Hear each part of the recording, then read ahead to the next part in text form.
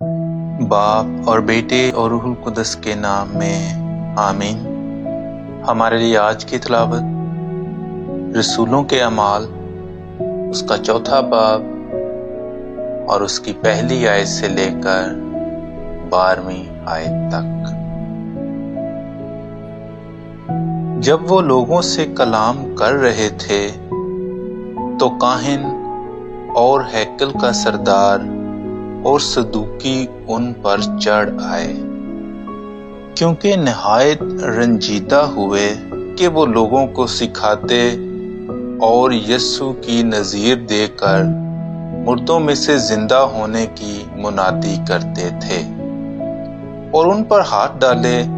اور دوسرے دن تک قید رکھا،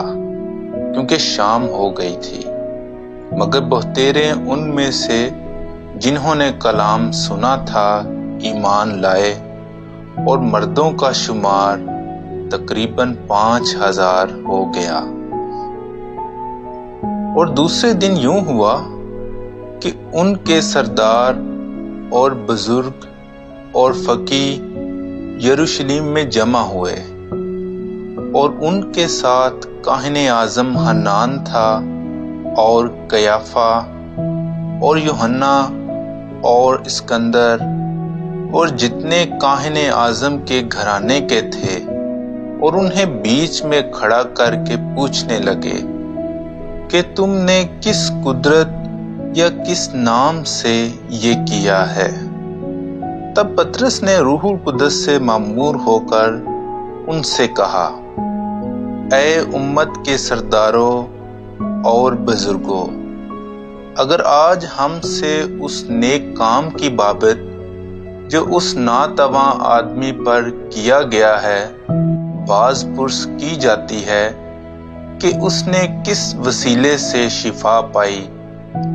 تو تم سب اور اسرائیل کی ساری امت کو معلوم ہو کہ یسوع مسیح ناصری، جسے تم نے صلیب دی اور جسے خدا نے مردوں میں سے زندہ کیا، اسی کے نام سے یہ مرد تمہارے سامنے تندرست کھڑا ہے۔ یہ وہی پتھر ہے جسے تم معماروں نے رد کیا، اور وہ کونے کا سرا ہو گیا، اور کسی دوسرے سے نجات نہیں،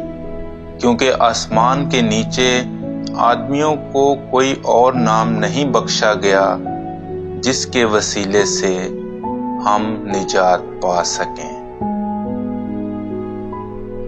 پاک کلام کے پڑھے اور سنے جانے پر خدا کی برکت ہو۔